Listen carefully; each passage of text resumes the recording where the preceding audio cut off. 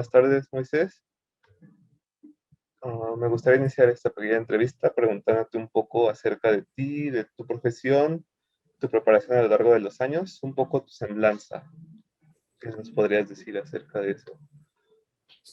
Hola, bueno, pues originalmente yo estudié en la Facultad de Ciencias Políticas y Sociales de la UNAM, estudié Ciencias Políticas, posteriormente hice una maestría en Ciencias Sociales en Flaxo, México, y años después regresé a la UNAM para hacer un doctorado en Sociología, ¿no? Estoy estudiando también un doctorado en Sostenibilidad y desde hace 18 años vivo aquí en Ciudad del Carmen. Soy adscrito a la Facultad de Ciencias Económicas Administrativas de la Universidad Autónoma del Carmen, aquí en la Ciudad del Carmen, Campeche, en el sureste del país. Y aproximadamente llevamos unos 12 años trabajando el tema de la violencia social y el suicidio en la península de Yucatán, ¿no? Ok, perfecto. Entonces empezamos con las preguntas. Bueno, primero que nada, para ti, ¿qué sería el suicidio?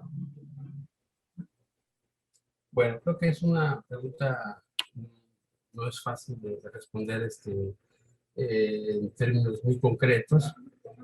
Digamos, la respuesta más fácil es hablar de una autoagresión, una autolesión, es decir, es la muerte por mano propia que ejerce el sujeto, el individuo, cuando llega un momento en donde se le pierde el sentido a la vida, ¿no?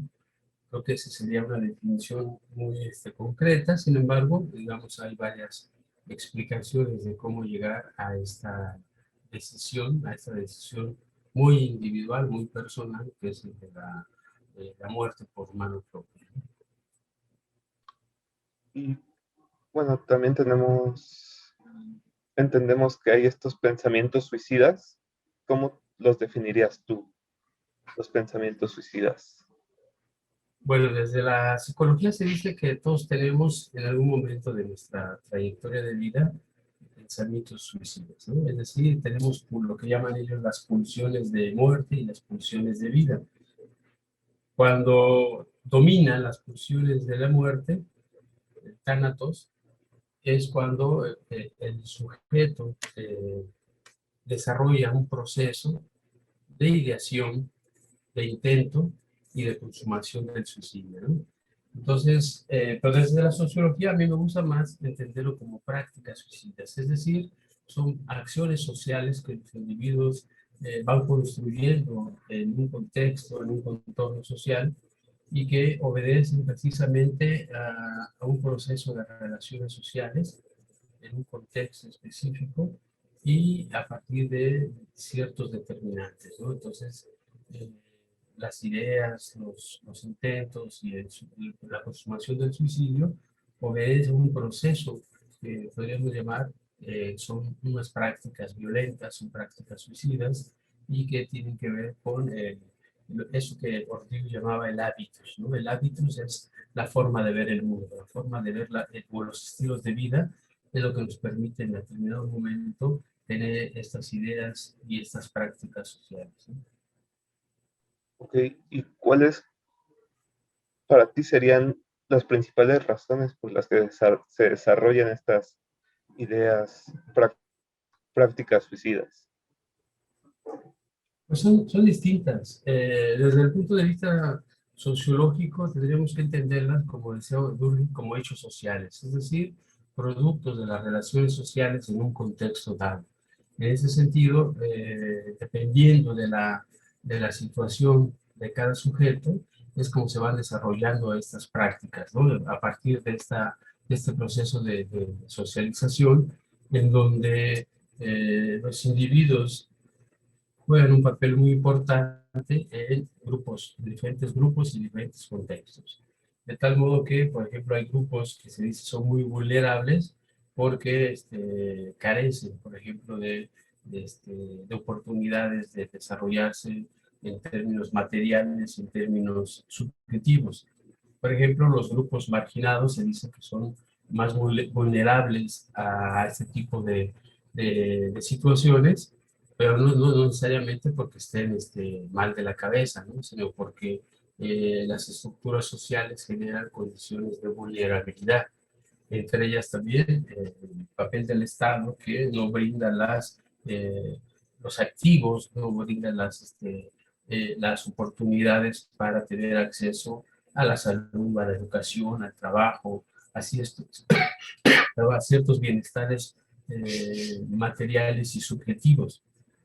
En ese sentido, la disponibilidad y el acceso a estos bienestares, tanto materiales como bienestares subjetivos, es lo que va determinando que un sujeto vaya perdiendo el sentido a la vida y que en determinado momento tome la decisión de que la vida no vale, no tiene sentido, ¿no?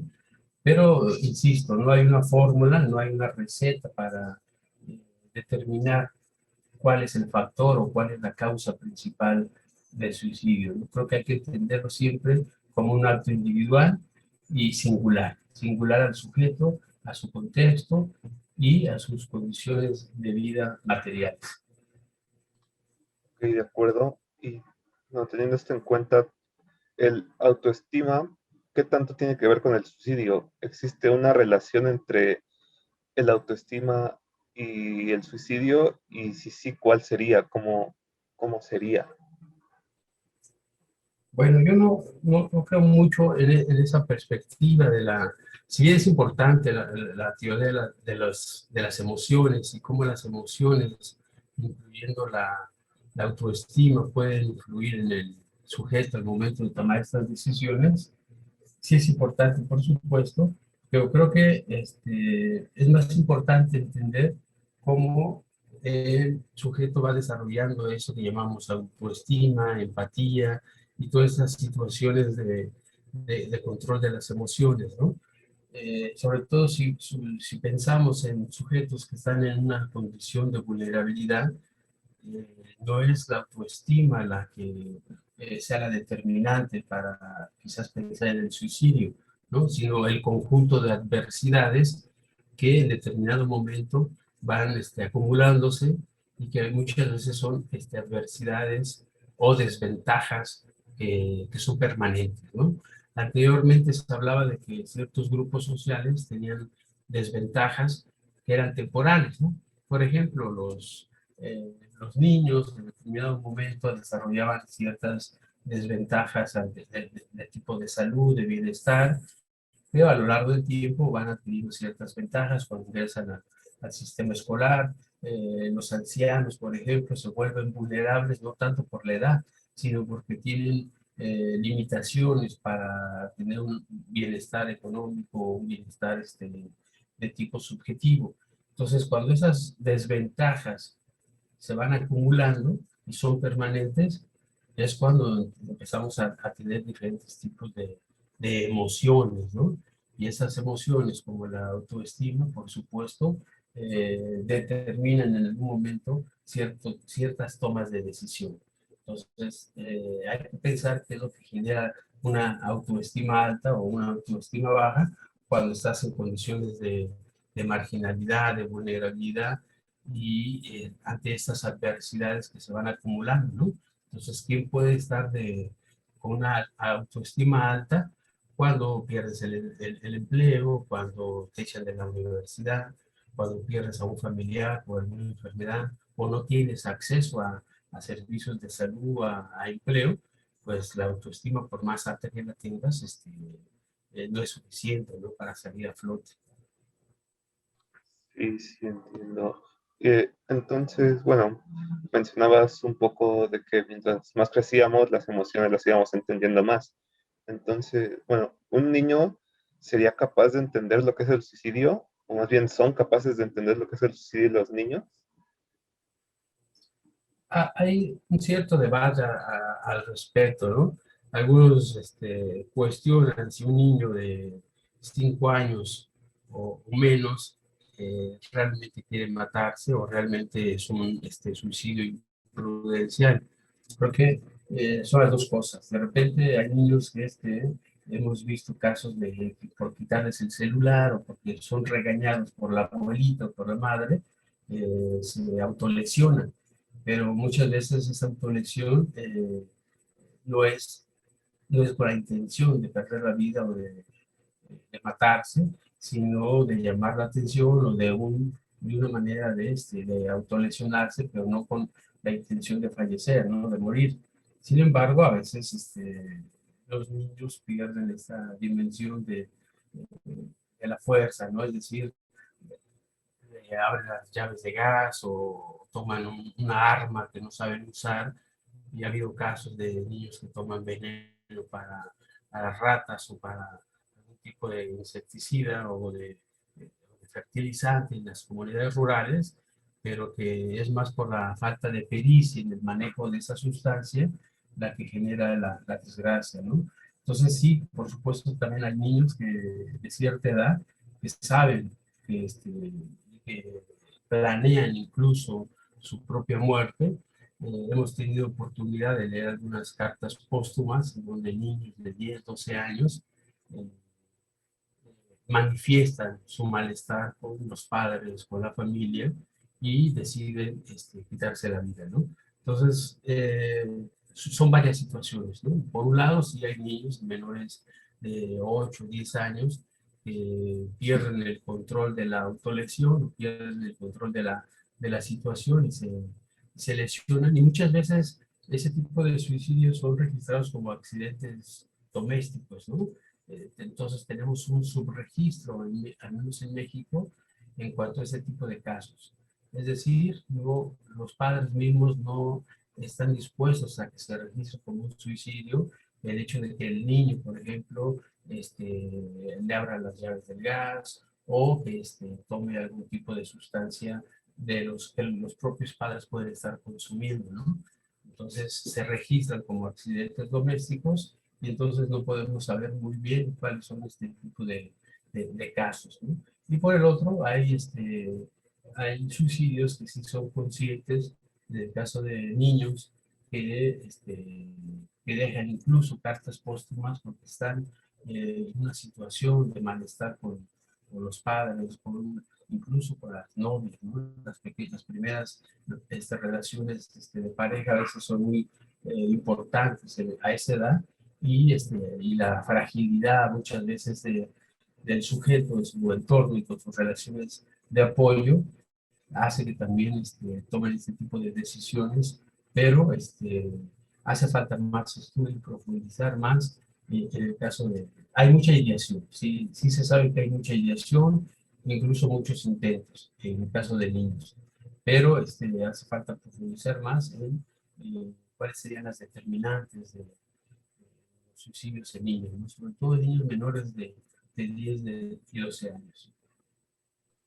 Ok, ok. Una buena siguiente pregunta sería, ¿tú consideras que la pandemia, el encierro, bueno, esta pandemia que seguimos viviendo del COVID-19, con el encierro, con el temor de contagiarse, contribuyó a la problemática del suicidio a lo largo de ya casi 2 años que llevamos?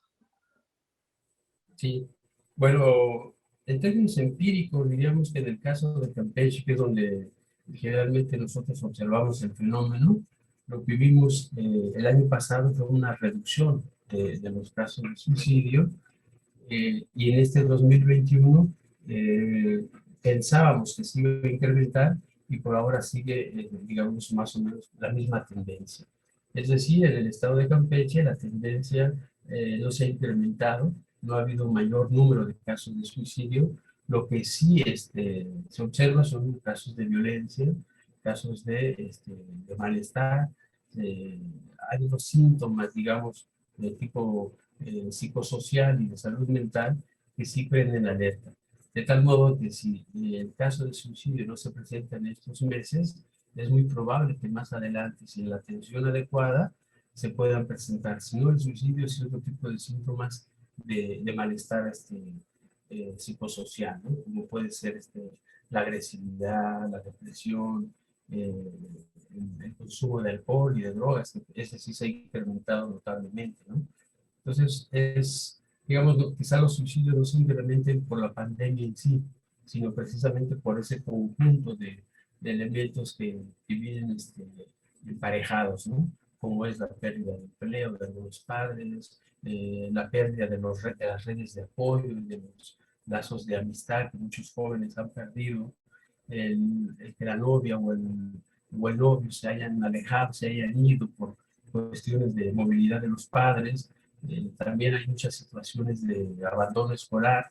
Entonces son varios elementos que vienen junto con la pandemia, ¿no? De tal modo que no es la pandemia solamente, aunque también ha habido casos de jóvenes que manifiestan su tristeza por parientes, amigos, vecinos que han fallecido y eso los mete en un círculo de depresión, de tristeza, de nostalgia y que puede ser un factor de riesgo, ¿no? Sobre todo si va junto con consumo de alcohol, un excesivo aislamiento y una falta de atención tanto de la familia como de las redes de apoyo y de las autoridades encargadas de vigilar esto, ¿no?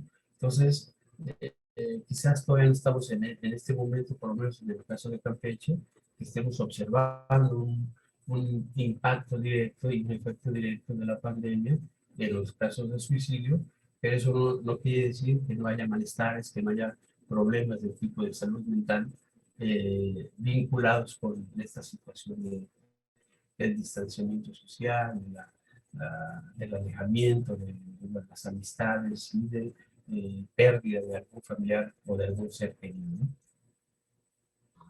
De acuerdo, sí. Bueno, igual hemos investigado nosotros un poco del suicidio y en nuestras investigaciones vimos que los jóvenes y adolescentes son el sector poblacional que tiene más casos. ¿A qué se debe que este sector sea el más afectado por, por el suicidio? Sí, la tendencia a nivel nacional es de jóvenes y adultos en edad productiva, ¿no? Estamos hablando de 19 a 40 años, del gran grupo, digamos, donde se concentra cerca del 60-70% de los casos en México, entre 19 y 40 años. Es una edad productiva, tanto en hombres como en mujeres. En este sentido, es cuando los determinantes de tipo económico, social, eh, y cultural tienen mayor impacto, ¿no? En los jóvenes, ¿no? Que pierden el empleo o que no tienen acceso a la educación, que tienen algún tipo de situación de abandono, entonces, o de consumo excesivo de sustancias tóxicas, ¿no? Es precisamente en esa edad cuando se van conjuntando estos elementos y por eso las estadísticas nos llevan a este sector poblacional, ¿no? Muchas veces también es el que se frustra más ante la falta de oportunidades, la falta de acceso a los bienestares materiales y subjetivos, que decían, ¿no? Ok. Ah, un suicida que no logra concluir su acto está libre de volver a... Perdón. Le repito la pregunta. ¿El suicida que no logró concluir su acto está libre de recaer de nuevo en lo mismo? ¿De volver a intentarlo? Sí, generalmente lo que se ha escrito y lo que nos dice la literatura y los estudios previos es que la mayoría de los suicidios preceden de una serie de intentos, ¿no? Nosotros hemos identificado jóvenes en la edad de 18, 24 años que hasta 8 9 veces lo han intentado.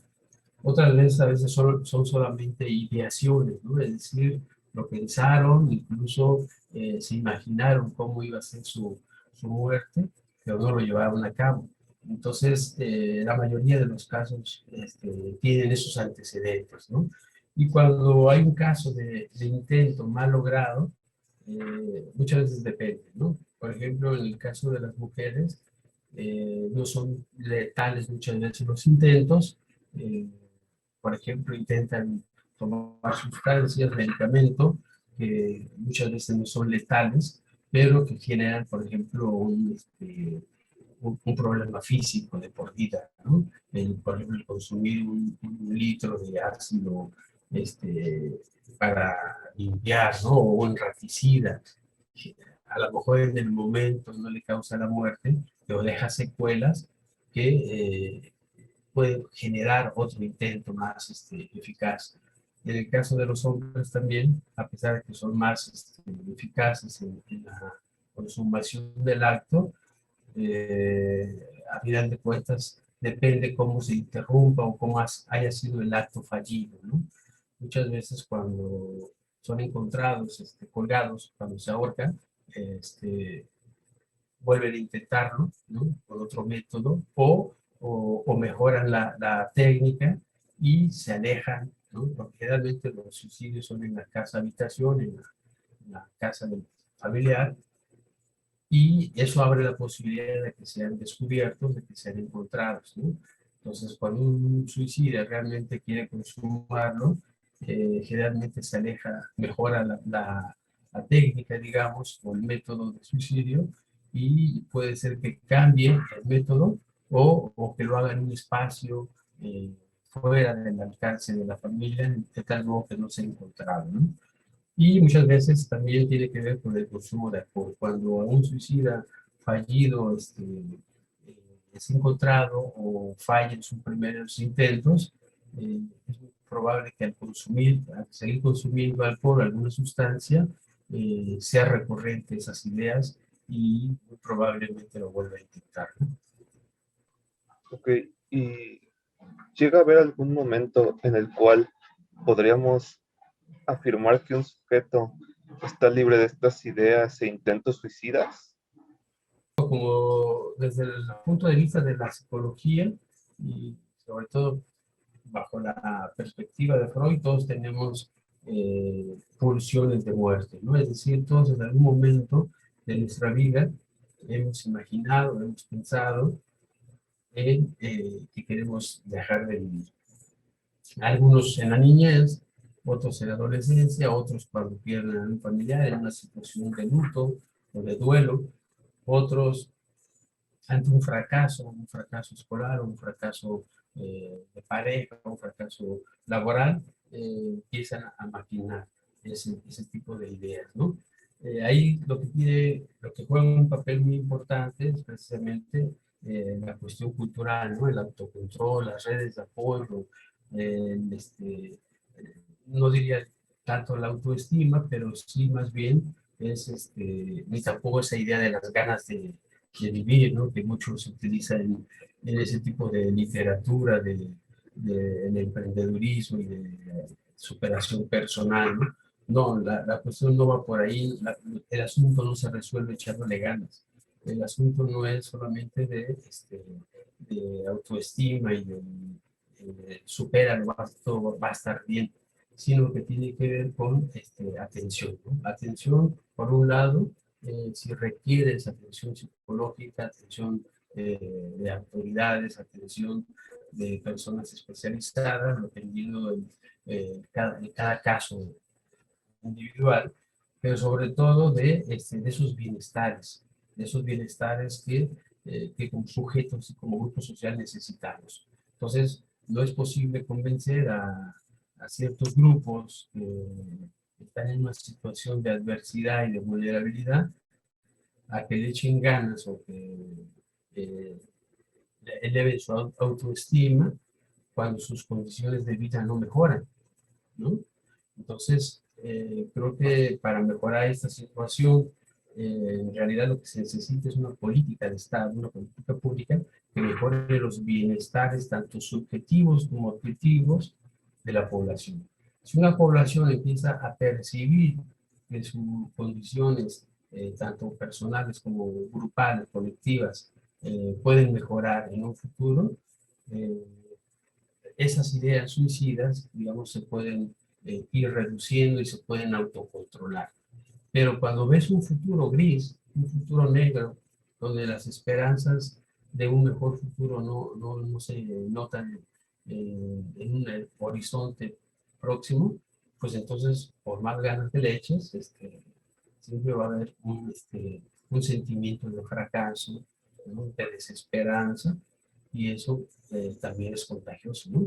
Cuando dicen que si el suicidio se contagia, no se contagia, no es un virus ni una bacteria, pero lo que sí hay una situación de invitación, ¿no? Cuando un sector social eh, colectivamente en su imaginario no percibe un panorama de prosperidad y de esperanza, es muy probable que ese sector, que ese grupo, comparta esos síntomas de desesperanza, de adversidad, y que se incrementen los casos de suicidio en ese grupo. Hay algunos casos estudiados, por ejemplo, en Estados Unidos, de donde dan cuenta de precisamente cómo un sector de la sociedad norteamericana que no estudió estudios profesionales, que vivió del boom económico de los años 80 y 90, y que ante los cambios económicos a nivel mundial se ha visto con una desventaja con los nuevos grupos sociales, es decir, con los hispanos, con los negros, con otros grupos de ascendencia étnica diferente, que tienen otro sistema de sentimiento y de sentido de pertenencia cultural, y los blancos norteamericanos tienen o comparten ese sentimiento de esperanza, ¿no? Entonces sí hay estudios que nos indican este tipo de sentimientos compartidos, ¿no? Ok, ok. Bueno, pasando un poco al tema de México, ¿qué tan grave es la problemática aquí en México? ¿Y qué crees tú que contribuye a esta problemática, bueno, del país?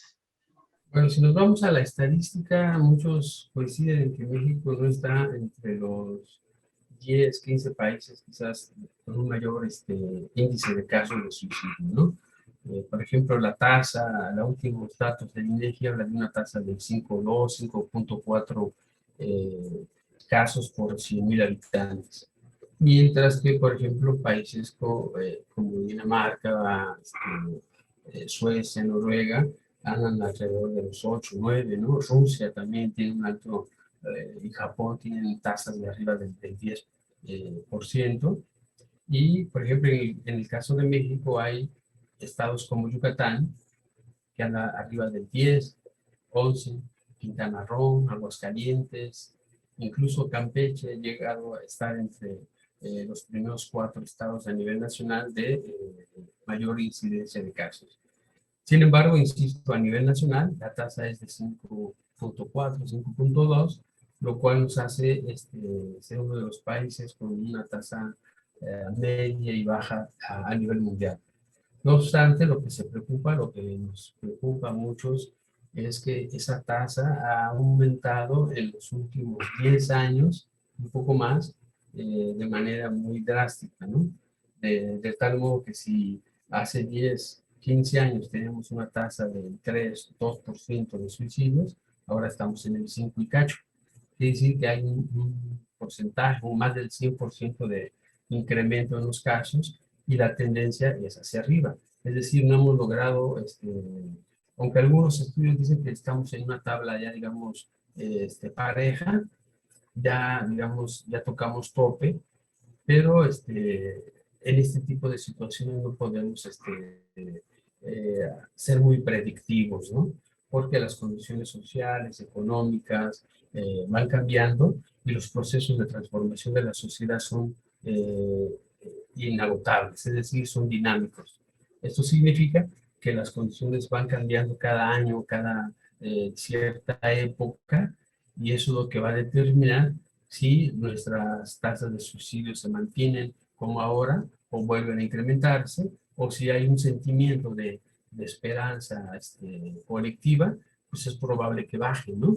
Entonces, creo que tiene que ver con eso, ¿no? Con los cambios también que ha habido en la dinámica familiar. Eso es algo que muy poco se ha estudiado en México, pero que es muy determinante. Es decir, la familia ha ido entrando en una dinámica distinta, ¿no? Del papel tradicional que se tenía hace muchos años, de tal modo que ha ido perdiendo la autoridad la figura masculina, y la figura femenina va adquiriendo mayor importancia. Esto impacta en las relaciones de pareja, en las relaciones familiares. Los hijos también cada vez acuden más a guarderías y cada vez son cuidados menos por los abuelos, por esas redes de apoyo que que se generaban anteriormente, de tal modo de que hay una dinámica de transformación familiar que impacta en los sentimientos y en el tipo de relaciones sociales que se establecen, ¿no? Es decir, la vida cotidiana se va transformando en la medida que los grandes procesos de transformación social van impactándola, ¿no? Van generando nuevas condiciones. Entonces, en ese sentido, en la medida que México va transformándose en un país más industrializado, más transformado por los procesos de modernización, también va implementándose otro tipo de situaciones, ¿no? Como el de la migración, ¿no? El abandono del campo, la descampesinización, es decir, campesinos que abandonan sus tierras y se van a la ciudad o se van a Estados Unidos, y eso transforma los sentimientos de pertenencia en las comunidades, transforma las prácticas culturales de las familias, y eso va generando también en los trayectos de vida otras maneras de ver la vida, ¿no? De ver también al sujeto en su sociedad. De acuerdo. Y bueno, ya mencioné la sociedad. Como sociedad, ¿qué podemos hacer para contribuir a la disminución e incluso, si se pudiera, la erradicación de tan grave problema? No se va a erradicar, ¿no? Es muy importante insistir en que no hay la sociedad perfecta y por lo tanto el suicidio no es una gripe, no es una infección, no es como la pandemia que se va a encontrar la cura tarde que temprano. Eh, el suicidio no va a desaparecer de la sociedad humana porque surgió con ella, ¿no? Es decir, es parte de su naturaleza, ¿no? Los seres humanos somos muy complejos y creo que una de las características del ser humano es precisamente el, el ser único, el ser capaz, por un lado, de razonar cierto tipo bajo cierto tipo de situaciones y tomar decisiones bajo ciertas condiciones. Eso hace que el individuo, pues muchas veces tome decisiones que para los demás pueden ser arbitrarias, irracionales, pero que para el sujeto son totalmente racionales, ¿no? Razonables. En ese sentido, como sociedad lo que necesitamos hacer es generar más vínculos de afecto, más vínculos colectivos, ser menos individuales, ¿no? El sistema neoliberal lo que ha generado es una individualización del sujeto, de tal modo de que lo que más se premia en esta sociedad es el éxito medido en términos cuantitativos, ¿no? En las universidades les enseñan muchas veces a los jóvenes que el éxito tiene que ver con un buen trabajo, con ser el mejor de la clase, el competir, ¿no? El ser emprendedor. Y eso, ese discurso, esa narrativa va permeando las generaciones nuevas, de tal modo que se vuelven más egoístas, menos vinculadas con sus compañeros, y ese proceso de individualización es lo que algunos teóricos como Bauman llamaban relaciones líquidas, ¿no? Estamos en un proceso de construcción de construir sociedades líquidas, es decir, frágiles, muy frágiles que no duran, ¿no? Los jóvenes no duran con su pareja, no dura uno en el trabajo, las escuelas ya no son tan atractivas como lo eran antes, de tal modo que se le va perdiendo el sentido a las relaciones o a esos elementos que constituyen la sociedad.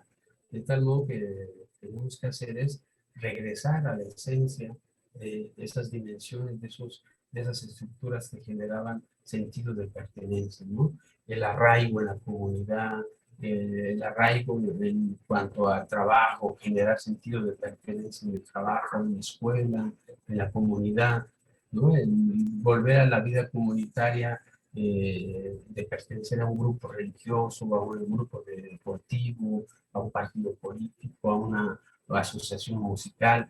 ese tipo de asociacionismo es lo que permite también generar sociedad, ¿no? Generar redes de apoyo, redes sociales auténticas y salir, ¿no? Salir más, aunque ahorita estamos en una situación de emergencia, encerrados en casa, pero lo que necesitamos hacer como sociedad es salir más, ir a los espacios públicos, convivir con los vecinos, convivir con los compañeros de trabajo o de escuela, y eso hace que estemos al pendiente los unos de los otros, ¿no?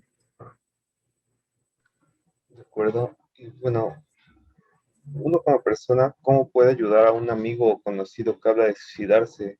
Bueno, esto ya siendo un nivel como más personal y al mismo tiempo más conflictivo para la persona a la que le están diciendo que se quieren suicidar. Pues primero, sobre todo, ser receptivo, ¿no? Es decir, escuchar. Lo principal que tengo que hacer es mostrar interés en lo que está uno escuchando, y si la otra persona no quiere hablar del tema, respetar su silencio, pero sí estar atentos a los elementos, digamos, que pueden constituir un riesgo, ¿no? Por ejemplo, el que prefiera consumir alcohol o echarse una chela cuando está triste, o el ir a ciertos lugares como la playa o ciertos lugares que pueden ser en determinado momento riesgosos, ¿no?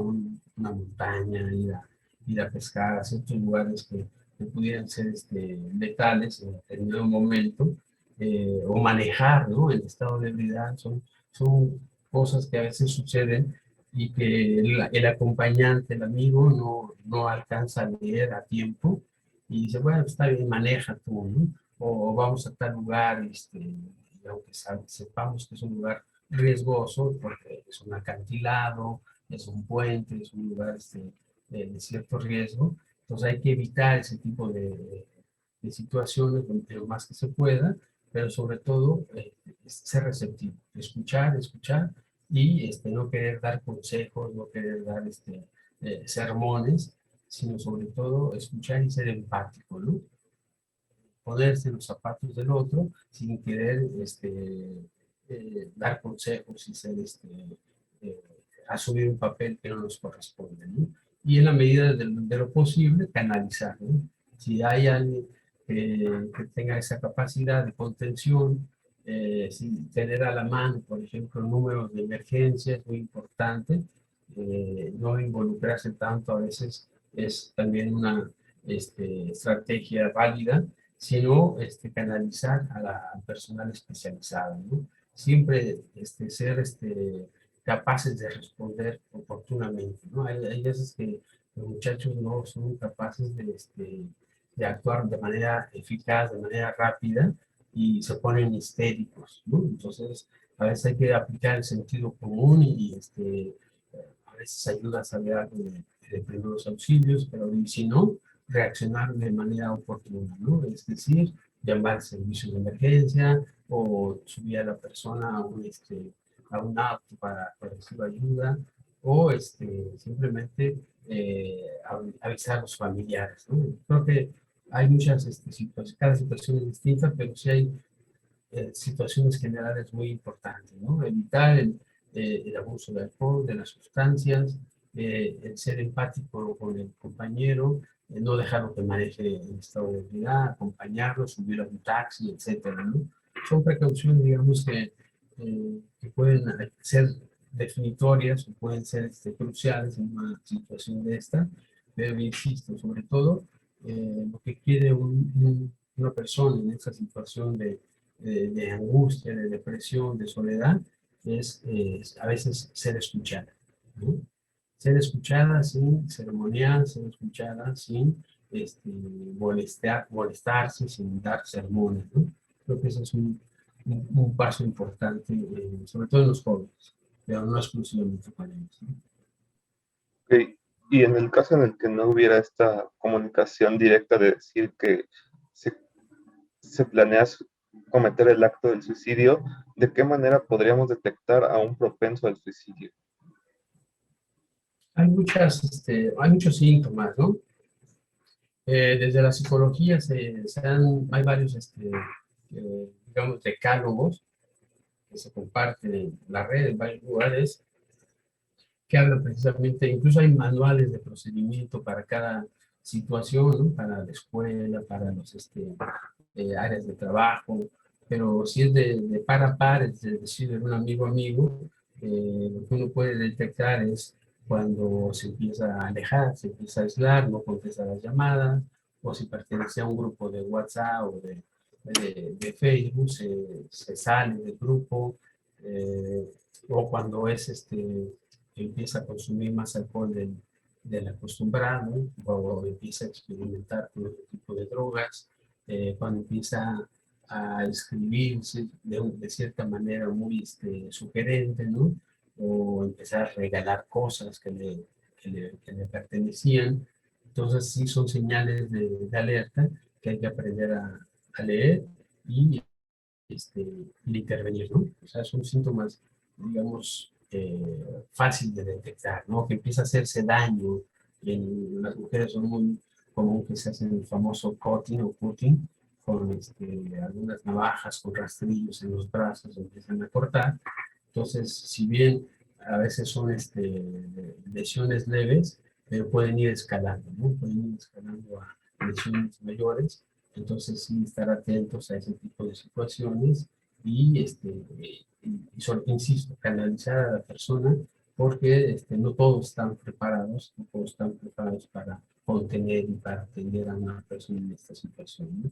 Entonces, ser muy observador en ese sentido, ¿no? Con los compañeros. Sobre todo si son amigos de muchos años, es quizás más fácil detectar cuando se empieza a alejar, cuando se está poniendo demasiado eufórico o demasiado triste, cuando empieza a regalar esas cosas que le gustaban o empieza a sugerir lo que va a pasar cuando ya no esté, ¿no?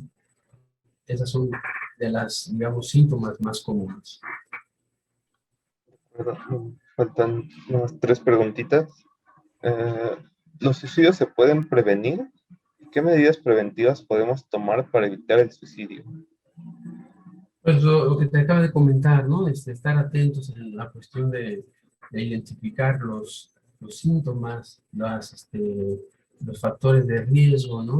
Factores de riesgo como, por ejemplo, el consumo de alcohol, de sustancias, identificar, por ejemplo, grupos vulnerables o grupos que son más propensos. Hay varios estudios que identifican la violencia intrafamiliar como uno de los factores de riesgo. Entonces, ahí entra un trabajo del DIF, de otras agencias del gobierno, de la cuestión de la prevención, ¿no? Y de la intervención.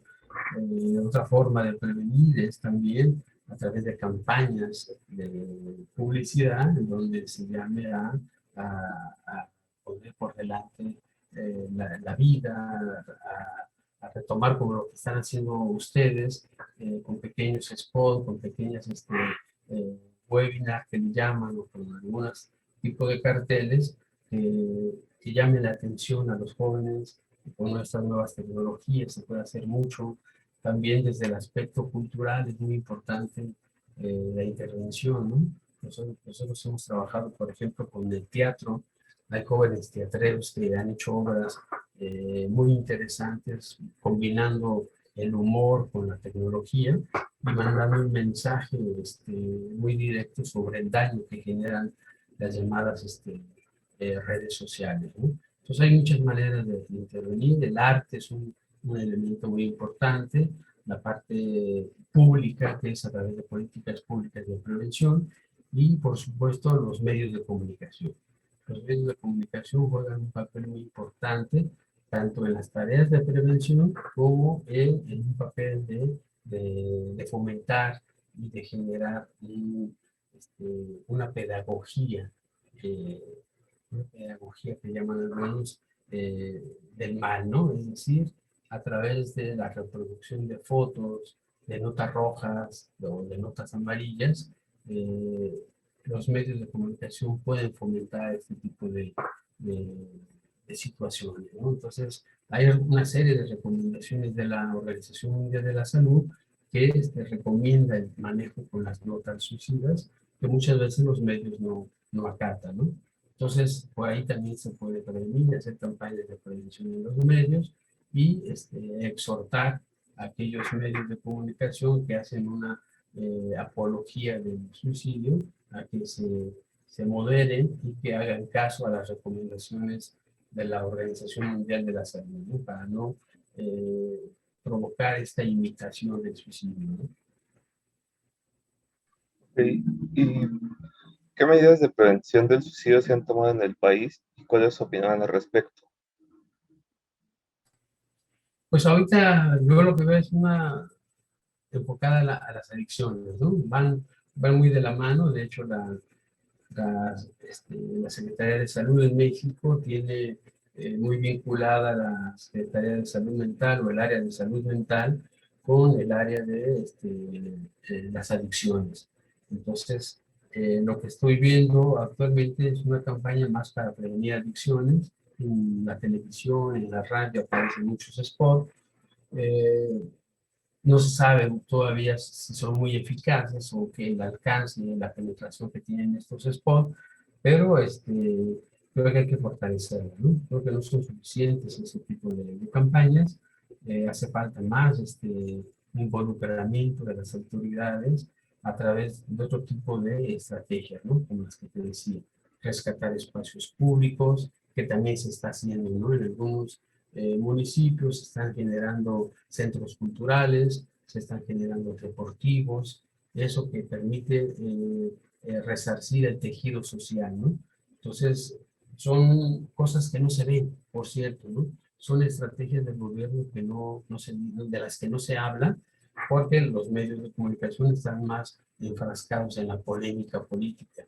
Pero hay toda una estrategia de recuperar espacios públicos en la mayoría de los municipios con un alto índice de violencia, donde se están creando, por ejemplo, deportivos, se están rescatando espacios públicos, se están generando estos llamados centros culturales para que los niños y los jóvenes vayan a aprender algún instrumento, algún oficio, y creo que esa es una estrategia muy interesante. Se está apoyando, por ejemplo, a los jóvenes que se les llamaba ninis, ¿no? Entonces, si hablamos de esta población que es vulnerable o que está en riesgo, es muy importante darle oportunidades de escuela y de empleo. Y creo que esa estrategia que está haciendo el actual gobierno le falta, por supuesto está iniciando, tiene apenas 2, 3 años, pero el hecho de voltear a ver a los jóvenes y a los ancianos, creo que es una buena estrategia, ¿no? Para que esos viejos, esos ancianos que se sentían olvidados o que eran ignorados porque no aportaban nada a la familia, ahora por lo menos esa pensión, aunque sea mínima, pero ya contribuye al gasto familiar. Esos jóvenes que no encontraban empleo y que les dan una beca para aprender un oficio o que eran rechazados de las universidades y no tenían oportunidad de regresar, pues esa es una política social que de alguna manera indirecta está previniendo el suicidio. Bueno, con esto terminamos la entrevista con Moisés, el maestro Moisés Frutos.